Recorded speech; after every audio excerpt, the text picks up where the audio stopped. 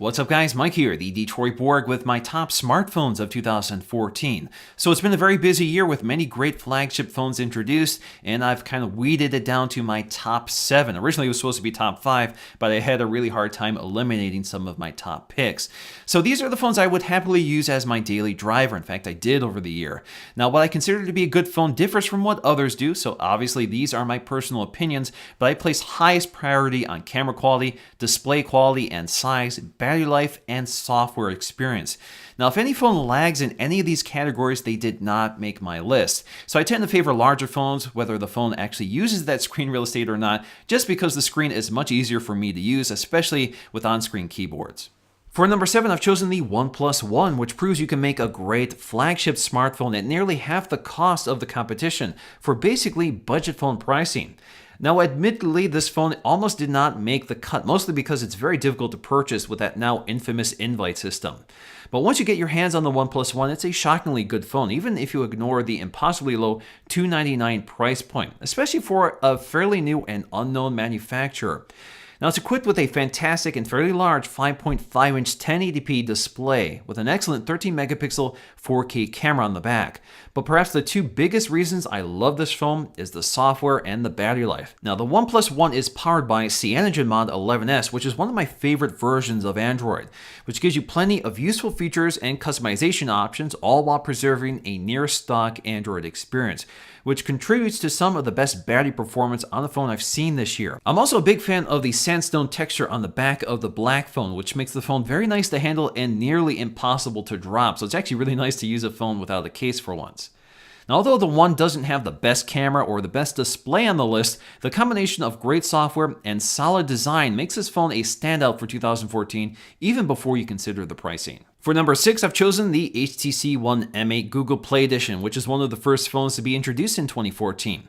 So the M8 stands out for its beautiful and solid, all aluminum design, which makes it one of the best looking and best built phones of 2014.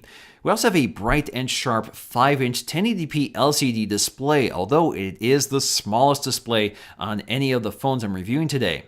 Now, the M8 also has the best sounding speaker system of any phone, with front-facing HTC BoomSound stereo speakers. So although we do have other phones with stereo front-facing speakers, these are by far the best.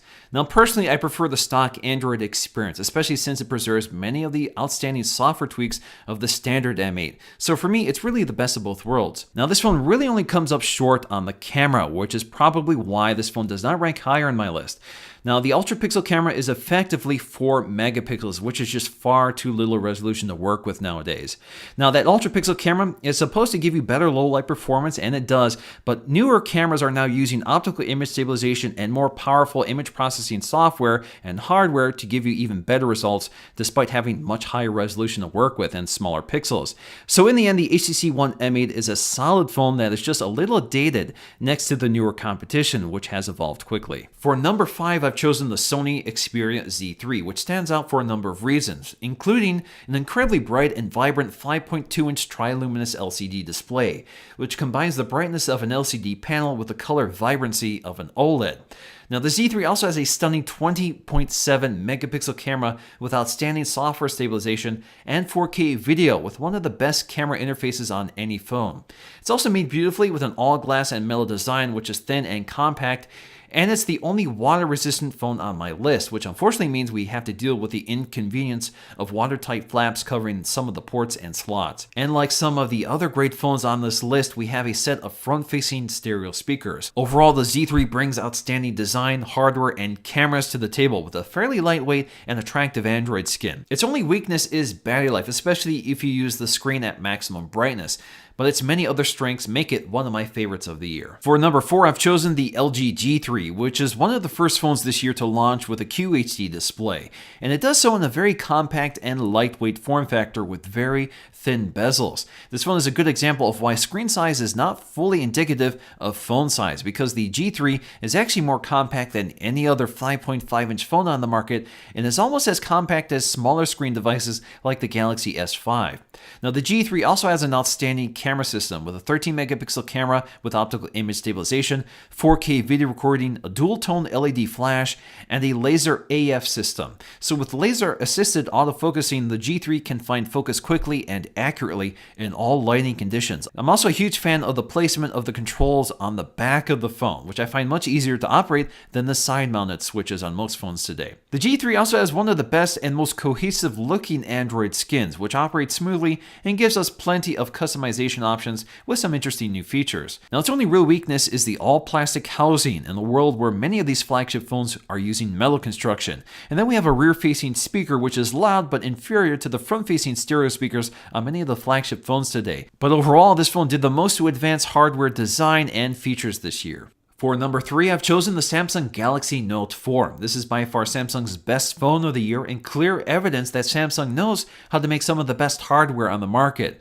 Now, the Note 4 has one of the best displays on any phone today, with a large 5.7-inch QHD Super AMOLED display, which is now much more color accurate with clearer whites and deeper blacks. We also have one of the best cameras on any phone, with a 16-megapixel sensor featuring optical image stabilization and the best 4K video recording of any phone I reviewed this year. We also have a much improved design with a metal frame, which doesn't make it the best looking phone on the market, but does go a long way to create a sense of rigidity and quality to the Samsung line. It's also the only phone in my top 3 that has a user replaceable battery and upgradable storage.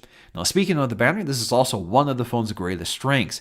And of course, the phone is packed with software and hardware features that make use of the large display and built-in stylus. Now, the Note 4 is only let down by its poor speaker quality and its heavy-handed TouchWiz software design, which does prevent the phone from running as smoothly as other phones running closer to stock.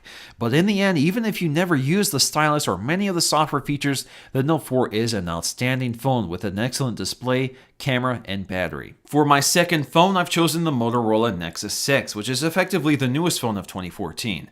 Now, the Nexus 6 brings us the largest display in my top 7, with a 5.96-inch QHD Super AMOLED panel. We also have a 13-megapixel camera with optical image stabilization with 4K video recording, along with loud front-facing stereo speakers. We also have top-tier internal specs with a large battery, which delivers pretty good battery life, and you have a rapid turbocharger, which is lifted from other Motorola products launched this year. The Nexus 6 also benefits from the excellent build quality of the Moto X design upon which this phone is based, with that nice metal frame.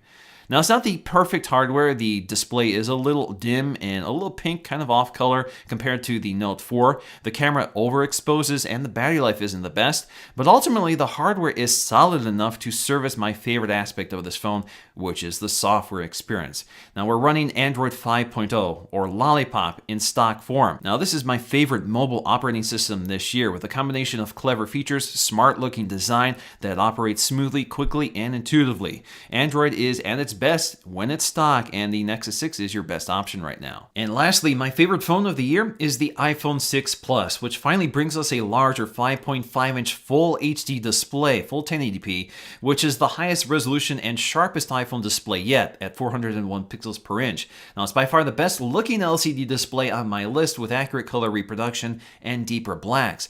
Now, it's not as vibrant as an AMOLED display with those inky blacks, but it's much brighter with clearer whites, and with better outdoor visibility thanks to that bright LCD panel. Now, the iPhone 6 Plus also has my favorite camera on any of the phones this year, and it's the only iPhone to feature optical image stabilization. Although only 8 megapixels, this camera works excellent in all lighting conditions with fast autofocus thanks to focus pixels and a powerful image signal processor built into the new A8 chip. Video is just as excellent with seamless and quick autofocus combined with software and optical image stabilization. This is the most foolproof camera on the list, with a simple camera interface with great automatic results. It's also the thinnest phone here, with an all-aluminum design with that curved glass edge, which creates a nice continuous surface, which makes the phone feel really nice in the hand. It doesn't feel as big as you would think. And we have excellent battery life, which is the first time I can say that about any iPhone. Now, there are some nitpicks here. So, for example, we have a protruding camera, which a lot of people don't like. This is a first for an iPhone.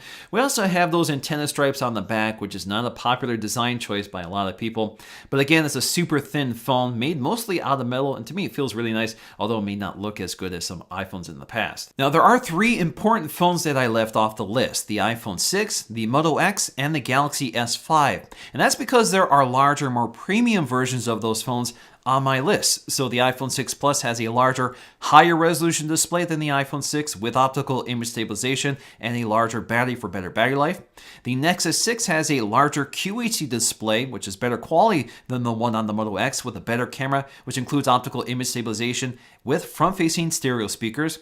And then we have the Note 4, which again has a larger display with QHD resolution over the 1080p GS5, along with a better camera and just better build quality. Another standout phone for the year was the Galaxy Note Edge, which I really liked, although it did have some shortcomings, including a weaker battery life and a dimmer display next to its Note 4 cousin. But the Note Edge brings a really interesting design that I think a lot of people are overlooking as a gimmick, but I think really enhances the usability of large handsets like the Note 4. Now, most of these are expensive flagship phones, except for the OnePlus One, which is priced like a budget phone. But if you're really looking for a great budget phone, there was one that really stands out, and that is the Moto G. So the Moto G retails for $179 off contract, and that gets you a large 5-inch 720p display with an 8-megapixel camera and front-facing stereo speakers. So definitely a solid phone, and perhaps the best budget phone on the market today, and the one I recommend to most people who ask for a budget-minded phone. Now, another standout phone for 2014 is the BlackBerry Passport. Now, while it's not one of my favorite phones of the year by any means, the BlackBerry Passport really shows off that BlackBerry can adapt and do something interesting while preserving its roots. With this very interesting form factor, it's a large display device with a full QWERTY keyboard. It's definitely unusual, definitely stood out, and a lot of people are big fans of it. Now, it's one of the best built phones I've reviewed this year, and the software story here is very interesting, but we're going to have to wait for that in my full review. Alright guys, I hope you enjoyed this look at my top phones of 2014. Of course, this is entirely my opinion, but what I want to know from you guys is, what is your favorite top phone of 2014? Please let me know in the comment section below, and thanks for watching. I'll see you again in the next video.